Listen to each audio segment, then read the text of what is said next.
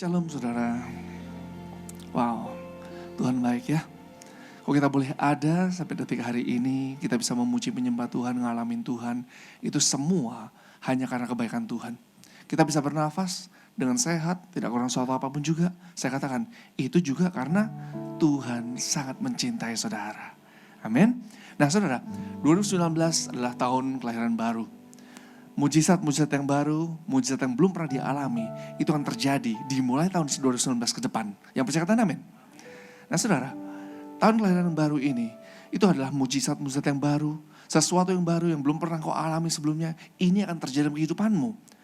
Salah seorang nabi Tuhan bernama Angelina Krinik mendapatkan 2019 ke depan.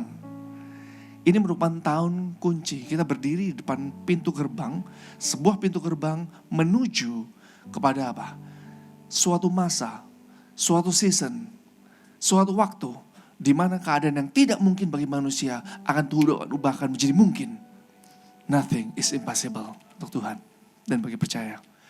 Kedua, yang dia dapatkan, Tuhan berbicara kepada Angelina Krinik bahwa tahun ini ke depan, ini merupakan tahun kelahiran dari janji-janji dan mimpi-mimpi yang selama ini mungkin saudara doakan bertahun-tahun belum digenapi. Hari-hari ini Tuhan pasti genapi. Nah, ini sama seperti dengan 1 Korintus 2 ayat 9 yang mengatakan, seperti ada tertulis, apa yang belum pernah kau lihat dengan mata, belum pernah dengar dengan telinga, belum pernah timbul dalam hatimu, ini semuanya, katakan semuanya. Lebih keras katakan semuanya. Ini semuanya jadi berkat Tuhan, semuanya. Apa yang belum pernah kau lihat, belum pernah dengar, belum pernah timbul dalam hati, semuanya disediakan bagi setiap saudara saya yang sungguh-sungguh mengasihi Tuhan. 3 hal yang harus saudara terus perhatikan. Ingat, renungkan, lakukan. 3 hal ini saudara. Ini hal yang sungguh-sungguh paling mendasar. Yang saudara juga harus terus ingat, renungkan, lakukan. Untuk mengalami mujizat Tuhan seperti ini ke depan. Janji Tuhan yang sangat dahsyat ini. Pertama, tahun ini merupakan tahun yang sangat-sangat penting. Untuk saudara saya sungguh-sungguh memilih. Untuk hidup sungguh-sungguh lebih lagi taat kepada Tuhan. Hidup sungguh-sungguh lebih lagi menyembah kepada Tuhan. Hidup untuk sungguh-sungguh lebih lagi menyerah hanya kepada Tuhan. Kedua, ini juga tahun di mana saudara saya diminta oleh Tuhan untuk mengalami yang namanya mujizat. Damai sejahtera, kebahagiaan berkat rumah tangga, berkat yang komplit ini. Yang kedua, Tuhan ingatkan, perhatikan, renungkan, lakukan. Berharaplah hanya kepada Tuhan. Bukan kepada yang lain, bukan pada manusia, bukan pada diri kekuatan sendiri atau kepandaian kita sendiri. Hanya kepada Tuhan. Ketiga, yang perlu saudara terus perhatikan. Ingat, renungkan, lakukan. Untuk sungguh-sungguh mengalami mujizat. Yang namanya damai sejahtera, kebahagiaan berkat rumah tangga. Tuhan minta juga hari-hari ini. Setiap kita sebelum Tuhan Yesus datang menjemput kita kali kedua. Hari-hari ini Tuhan minta kita lebih banyak lagi spend time. Meluangkan lebih banyak waktu untuk menanti-nantikan Tuhan. Lebih meluangkan waktu dalam doa. Memuji, menyembah Tuhan. Saudara, Gereja Gatot Subroto, GBI, keluarga besar GBI Gatot Subroto di bawah Gembala Sidang kita Pak Niko. 31 tahun lalu Tuhan menanam gereja ini dan memberikan suatu penugasan, yaitu merestorasi Pondok Daud. Merestorasi Pondok Daud itu bukan cuma sekedar, oh ya kok misalnya ada kebaktian harus ada pujian penyembahan, ada doanya, bukan cuma sekedar itu aja. Ini bukan liturgi saudara, tetapi inilah waktu saudara berdoa, waktu saudara menyembah, memuji Tuhan. Engkau sungguh-sungguh mendekatkan hatimu, dirimu kepada Tuhan. Tuhan sangat ingin apa? Adanya keintiman. DNA kita merestorasi Pondok Daud, ini merestorasi keintiman antara manusia dengan Tuhan. Dan hari-hari ini kalau Tuhan kembali ingatkan, untuk mengalami salah satunya, untuk mengalami yang namanya mujizat. Untuk mengalami namanya pemulihan, mengalami damai sejahtera, kebahagiaan berkat rumah tangga, apapun dalam kehidupanmu. Salah satu hal ini yang Tuhan terus ingatkan, lebih lagi banyak spend time dengan Tuhan. Meluangkan waktu, nanti-nantikan Dia lebih lagi. Bukan cuma sekedar nyanyi, bukan sekedar memuji, menyembah, tepuk tangan, angkat tangan, tidak. Tapi sungguh-sungguh haus dan lapar akan Tuhan. sungguh-sungguh mau mencari Dia. Amin, amin, amin. Nah saudara, kalau saya baca di kitab Ulangan 10 ayat 12 sampai 13. Kitab Ulangan 10 ayat 12 sampai 13. Saya bacakan, saudara nanti bisa catat, nanti bisa di rumah dibaca kembali, direnungkan. Ulangan 10 ayat 12 sampai 13 firman Tuhan katakan, maka sekarang hai orang Israel, kita adalah orang Israel secara rohani saudara. Apakah yang dimintakan daripadamu oleh Tuhan Allahmu selain dari takut akan Tuhan Allahmu, hidup menurut segala, katakan segala jalan yang ditujukannya, mengasihi Dia, beribadah kepada Tuhan Allahmu dengan segenap hatimu dan dengan segenap jiwamu. Ayat 13, berpegang pada perintah dan ketetapan Tuhan yang kusampaikan kepadamu pada hari ini, supaya, apa firman Tuhan katakan? Katakan dengan iman, supaya baik keadaanku. Amin. Supaya baik keadaanku. Mau mengalami keadaan baik dalam segala hal. Ini cuma Tuhan yang minta satu ini. Hidup sungguh-sungguh takut akan Tuhan.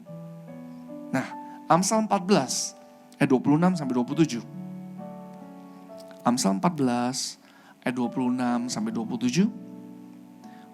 Firman Tuhan katakan, dalam takut akan Tuhan ada ketentraman yang besar. Bahkan ada apa? Perlindungan bagi siapa? Bagi anak-anaknya. Takut akan Tuhan adalah sumber, katakan sumber, kehidupan. Sehingga orang terhindar dari jerat maut. Yesaya 48 ayat 18 mengatakan, sekiranya engkau memperhatikan perintah-perintahku kata Tuhan, maka damai sejahteramu akan seperti sungai yang tidak pernah kering. Kebahagiaanmu akan terus berlimpah seperti gelombang-gelombang laut yang tidak pernah berhenti. Saudara, kok kita baca ayat-ayat ini saudara, kalau kita sungguh-sungguh perhatikan untuk mengalami keadaan baik dalam segala hal, mau mengalami mujizat apapun dalam keadaanmu, saya gak tahu pergumulan apa saudara alami, tetapi Tuhan ingatkan kembali, ingat janji Tuhan.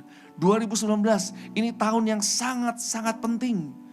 Di mana saudara ketika engkau memilih, Tuhan aku mau sungguh lebih lagi Tuhan menyembah Engkau. Aku mau sungguh lebih taat Tuhan. Aku sungguh-sungguh mau menyembah Engkau flat lebih lagi Tuhan. Taat, melakukan segala perintah-Mu. Berharap hanya kepadamu. Mau lebih intim lagi kepadamu Tuhan. Maka saudara pegang janji Tuhan.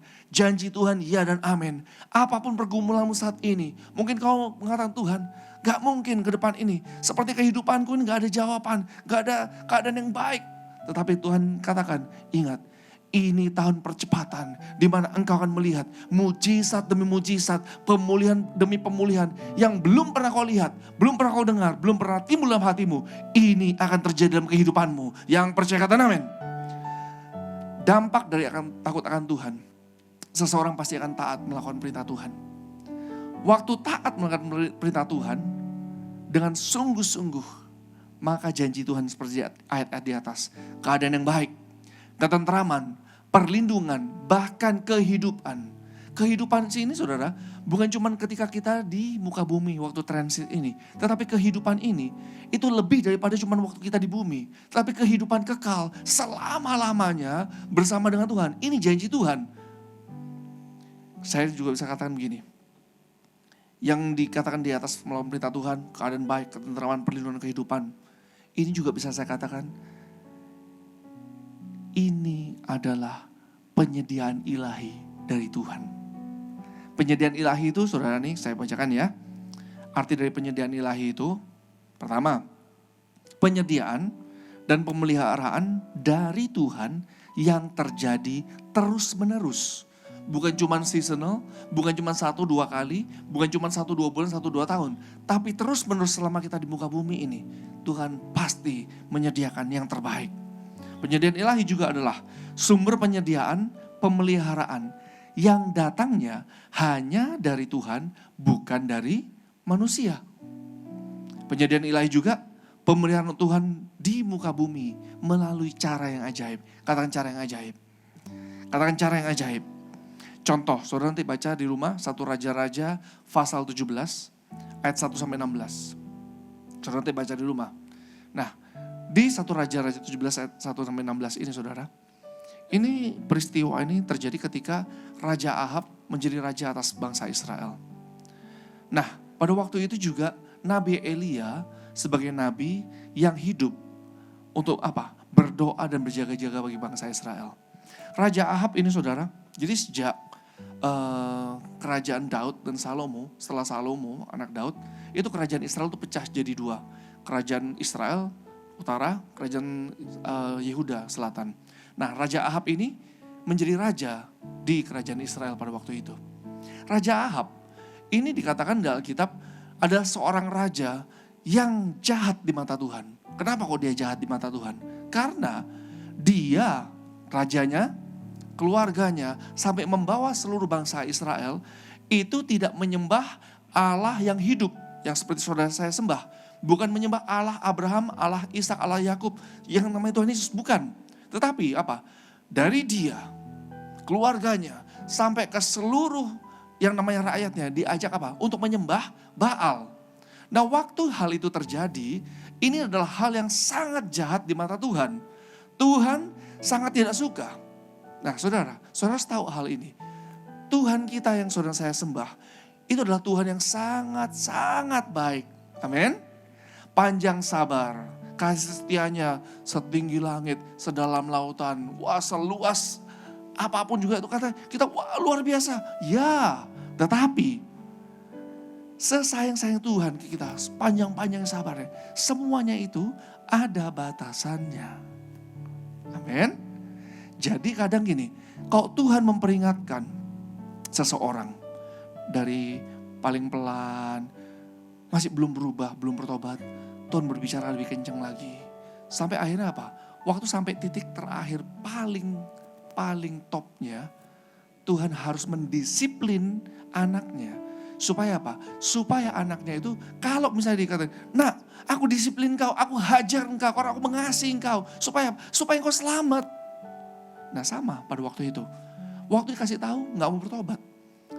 Tetapi sampai titik tertentu Tuhan menyuruh Elia datang pada Raja Ahab. Elia katakan pada Ahab,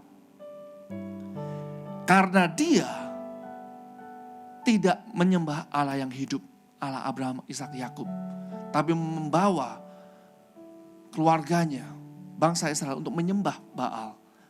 Aku akan menghukum bangsa ini. Aku menghajar, mendisiplin bangsa Israel ini. Supaya apa? Supaya dengan harapan mereka bertobat.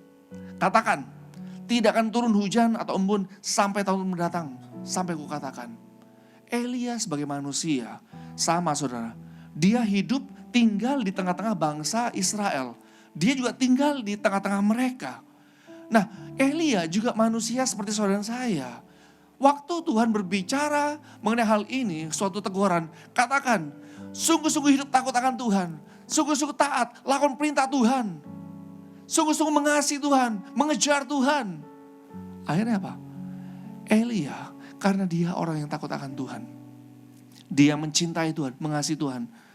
Dia menanggung resiko. Meskipun dia mungkin bisa berpikir sebagai manusia, kalau aku menyampaikan hukuman Tuhan kepada raja, dia seorang raja. Hidupku pasti bisa anytime diambil juga nih, dibunuh. Tetapi Elia tetap melakukan dengan taat apa yang Tuhan perintahkan dengan tepat. Dia sungguh-sungguh taat melawan perintah Tuhan. Nah, waktu dia sampaikan seperti itu, tidak akan turun hujan, tidak akan turun embun sampai tahun-tahun yang kukatakan. Benar saudara, kekeringan hebat terjadi yang menyebabkan kelaparan yang sangat hebat itu terjadi atas bangsa Israel. Sekarang perhatikan, tadi saya katakan, Elia dia hidup di tengah-tengah bangsa yang sedang Tuhan hukum. Tetapi perhatikan, orang yang sungguh-sungguh hidupnya itu berharap hanya pada Tuhan. Orang yang sungguh-sungguh hidupnya takut akan Tuhan dan melakukan perintah Tuhan dengan benar. Dia intim dengan Tuhan. Waktu masa-masa kelaparan hebat, kekeringan hebat terjadi atas semua bangsa Israel. Apa yang terjadi? Tuhan pelihara hidupnya dengan dahsyat. Tuhan katakan begini, kamu tahap pertama pergi ke sungai Kerit. Nanti pagi dan petang, aku kata Tuhan akan mengirimkan burung gagak untuk membawa roti dan daging untuk memberi kau makan. Sekarang saudara, Allah mana di muka bumi ini yang sanggup untuk menyuruh burung-burung gagak setiap pagi, petang, setiap hari loh ini ya, on time. On time, gak ada melesetnya, setiap hari menyuruh burung-burung gagak untuk memberi makan seseorang yang Tuhan kasih. Hanya satu yang bisa, yaitu Tuhan Yesus Kristus, Allah empunya langit dan bumi, yang namanya Yesus, yang saudara saya sembah. Allah yang hidup, Allah yang hebat, Allah yang dahsyat. Tuhan Yesus tidak pernah berubah. Kalau Tuhan Yesus sangat-sangat sanggup memelihara Elia pada waktu itu, Tuhan Yesus juga sangat-sangat sanggup memelihara setiap kita sampai detik hari ini. Setelah air mulai surut saudara, kekeringan lebih lagi terjadi, Tuhan menyuruh Elia, sekarang Elia, kamu pergi ke Sarfat.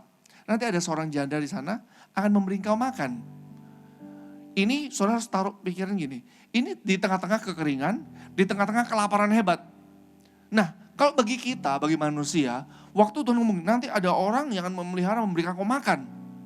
Di tengah-tengah kekeringan, tengah kelaparan, pasti kita berpikir, oh orang ini pasti orang yang mampu, punya atau kaya. Ya Pak ya? Pemikiran manusia. Tetapi apa yang terjadi?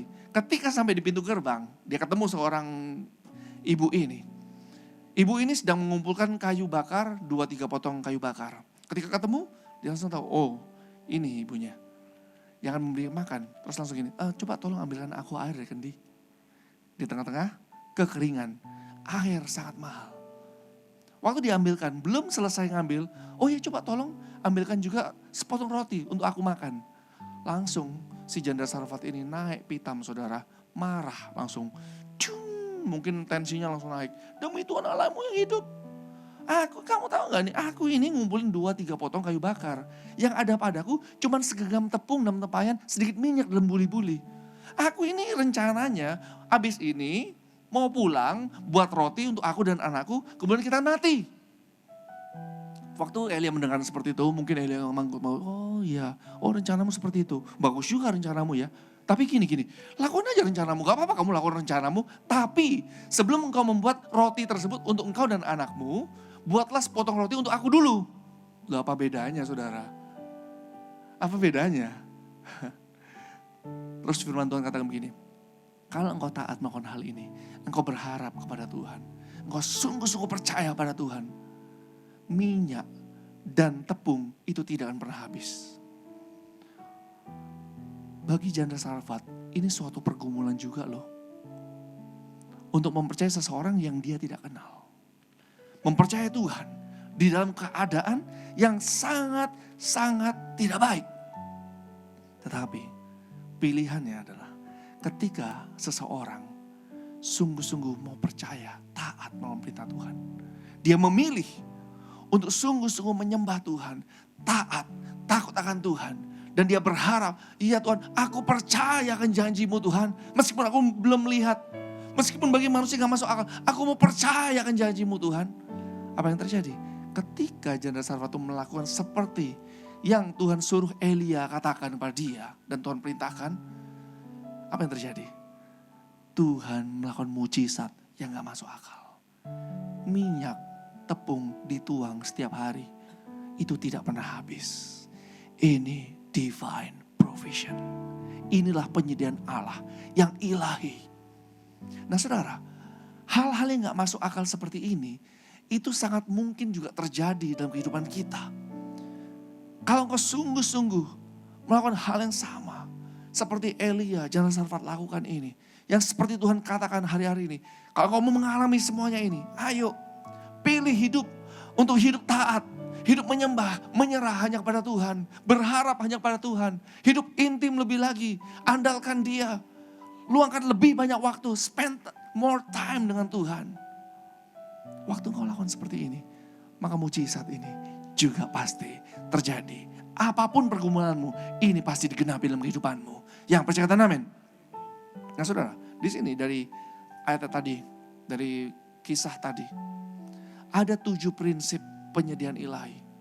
Ada 7 prinsip untuk mengalami pemeliharaan dan penyediaan ilahi. 7 prinsip Tuhan ini, yang pertama, berkat, pemeliharaan, penyediaan ilahi atau Tuhan itu turun karena ketaatan. Prinsip yang kedua, penyediaan dari Tuhan itu datangnya bisa dari banyak cara. Jangan pernah kita patok, oh kok cara ini pasti ngalamin, kok yang itu tidak. Enggak, Tuhan kita Allah yang besar, dahsyat. Otak kita manusia ini, kalau Pak Niko katakan, otak manusia sebakpau. Bagaimana mungkin bisa menyelami Tuhan? Yang Tuhan katakan, langit itu tahtaku, bumi tumpuan kakiku. Tuhan besar, luar biasa, jangan batasi. Penyediaan Tuhan datang banyak cara. Yang ketiga, prinsip yang ketiga. Penyediaan Tuhan itu terjadi setiap hari. Katakan setiap hari. Yang keempat, prinsip berikutnya. Untuk mengalami pemeliharaan penyediaan ilahi. Jangan membatasi Tuhan dan jangan bergantung kepada sesuatu atau kepada manusia. Berharap hanya kepada Tuhan. Dan katakan, yang kelima, selalu siap dan fleksibel mengikuti setiap tuntunan Tuhan. Ngikut Tuhan itu gampang-gampang susah. Kalau Tuhan memerintahkan sesuatu, itu selalu saudara, kalau dikatakan gampang-gampang susah gini. Bagi manusia gak masuk akal, tapi bagi Tuhan tuh, lo justru yang gak masuk akal ini kalau kamu lakukan dengan sungguh-sungguh, itu pasti terjadi mujizat. Saya selama pelayanan, saya hidup, saya lahir dari keluarga Kristen. Waktu saya masih kecil, itu juga waktu orang tua saya dipanggil Tuhan untuk melayani full time sebagai hamba Tuhan. Itu proses ketika saya masih SD saudara, masih mau masuk SD kelas 1, proses Tuhan datang. Ketika proses Tuhan datang, Tuhan betul-betul membuat segala sesuatunya itu upside down. Waktu sebelumnya, mau beli ini bisa, mau beli itu langsung anytime bisa. Tapi tiba-tiba Tuhan proses untuk kebaikannya. Nah waktu proses seperti itu untuk ngalamin kebaikan Tuhan, proses itu gak mudah. Setiap hari kita, keluarga, kita berdoa dan selalu minta tuntunan Tuhan. Tuhan, apa yang harus kami lakukan? Di depan jalan gelap, gak tahu apa yang terjadi, gak ngerti, gak ada suatu titik terang sedikit pun. Apa yang harus kami lakukan? Nah waktu Tuhan mulai menuntun setiap langkah, saudara mungkin nanya, gimana Tuhan bisa menuntun setiap langkah? Itu kau bisa rasakan seperti kayak ada dalam hatimu ada suatu dorongan, kayak seperti ada suatu bisikan yang sangat kecil. Tapi kalau engkau intim dengan Tuhan, kau bisa tahu meskipun gini, apa iya jalan ke sini ya? Apa iya ke sini ya? Tapi seperti ada dorongan, ya nak kamu jalan ke sana. Nah waktu kita sungguh-sungguh intim dan bisa fleksibel ngikutin tuntunan Tuhan, Tuhan kata, ayo ke sana, belok ke sana, ayo belok ke sini, ngikutin Tuhan. Apa yang terjadi? Dari waktu itu sampai detik hari ini, dari waktu proses, kok istilahnya Pak Niko, di prosesnya tuh ludes-des. Sudah habis, tambahin utang. Karena apa? Diciak sama teman baiknya. Ditusuk dari belakang dari teman baiknya. Nah dari waktu itu saudara, sampai detik hari ini saya melihat, waktu seseorang fleksibel ngikutin Tuhan, tapi dengan sikap hati benar ngejar Tuhan tulus ya. Saya tuh gak pernah melihat tuh yang namanya, meskipun ngalamin proses, yang namanya Tuhan melupakan tuh gak pernah. Justru Tuhan menyertai di setiap langkah, di setiap waktu, di setiap pergumulan, di yang keadaan yang paling bottom sekalipun, Tuhan menyertai begitu sempurna. Kalau Tuhan mengangkat keluarga kami dari betul-betul sungguh-sungguh waktu dari proses sampai saat ini, sampai sekarang ini saudara, apa yang kami bisa cuma katakan? Satu hal, Tuhan sangat baik. Tuhan sangat luar biasa. Tuhan sangat dahsyat. Gak ada yang bisa disombongkan. Prinsip yang berikutnya. Prinsip untuk mengalami pemeliharaan penyediaan ilahi. Yang keenam, menang dalam ujian iman. Menang dalam ujian iman. Yang ketujuh, Tuhan memberkati kita agar kita juga bisa menjadi berkat. Jangan lupa saudara, Kita ini harus seperti Sungai Yordan yang terus mengalir, seperti juga Lake of Galilee yang juga airnya tidak mampet. Jangan seperti Laut Mati. Laut Mati itu nggak ada saluran keluarnya. Laut Mati itu cuma mau nerima air dari Gunung Hermon, terus ke Sungai Yordan, dari Sea of Galilee, terus masuk ke bawah lebih lagi ke Laut Mati. Itu dari Laut Mati itu nggak ada outputnya, cuma terima air. Akhirnya apa yang terjadi? Kalau saudara ke tanah perjanjian, ke Israel, engkau melihat di Laut Mati itu tidak ada kehidupan satupun. Sungguh-sungguh tidak ada kehidupan. Nah, kalau Tuhan mulai memulihkan engkau, kalau Tuhan, ini prinsip saudara, kalau Tuhan mulai memulihkan dan memberkati engkau, jangan seperti Laut Mati yang begitu terus tiap hari, datang setiap minggu juga, Tuhan pokoknya berkati aku Tuhan, berkati keluarga aku. Salah gak? Ya gak salah doa seperti itu. Tapi jangan cuma untuk aku. Tapi mulai balik, Tuhan bagaimana aku bisa menjadi berkat bagi orang lain. Waktu engkau mengalir seperti ini, seperti di Sea of Galilee, seperti di Sungai Yordan, sepanjang itu banyak kehidupan, ikan-ikan, tumbuhan, itu sangat berlimpah. Semakin diberkati, ketika engkau juga mulai menjadi berkat bagi orang lain, engkau semakin lagi akan mengalami banyak kehidupan. Ikan-ikan, tumbuhan, kehidupan yang sangat indah, itu akan terjadi lebih lagi dalam kehidupanmu. Nah saudara, ada 4 hal di sini yang menghalangi seseorang tidak mengalami yang namanya penyediaan ilahi. Yang pertama, karena ketidaktaatan. Kedua, tidak mengalami karena setengah taat. Ketiga, tidak mengalami karena keraguan-raguan. Keempat, seseorang tidak bisa mengalami penyediaan Allah karena apa? Memakai cara-cara manusia. Yuk kita baca yuk ayat-ayat yang terakhir. Roma 2 ayat 6-8. Roma 2 ayat 6-8. Firman Tuhan katakan, Ia atau Tuhan akan membalas setiap orang menurut perbuatannya, yaitu hidup kekal kepada mereka yang, apa dikatakan? Dengan tekun berbuat baik, mencari kemuliaan, kehormatan, dan ketidakbinasaan. Nah ini saudara, ini hal-hal yang sorgawi, ini hal-hal yang di atas.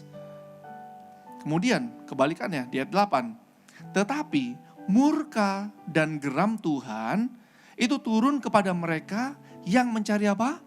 Kepentingan sendiri, yang tidak taat kepada kebenaran, melainkan taat kepada kelaliman. Matius 6 ayat 31-34, ayat yang terakhir.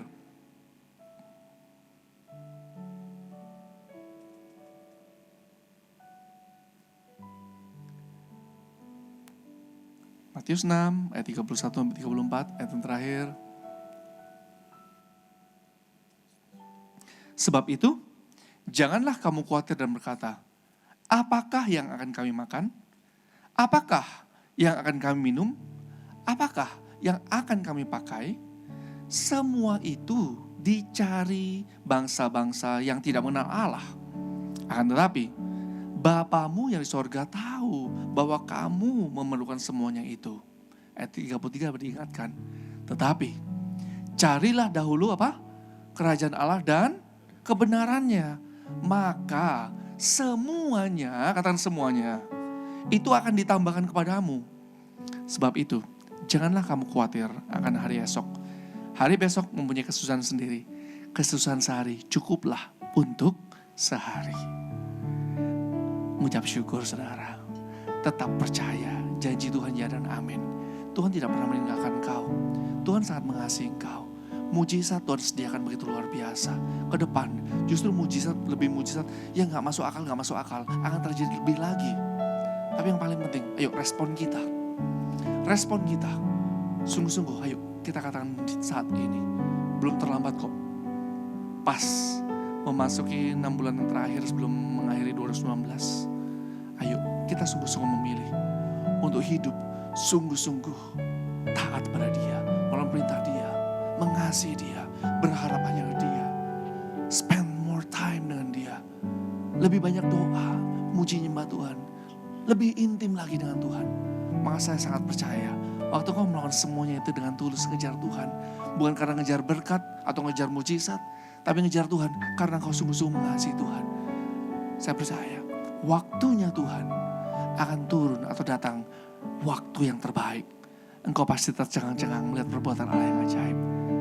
Mujizat demi mujizat yang belum pernah kau dengar, belum pernah kau lihat, belum pernah timbul dalam hatimu, akan Tuhan sediakan bagi setiap saudara saya yang mengasihi Tuhan. Yang mau katakan amin, yang mengerti kata amin. Mari bangkit berdiri.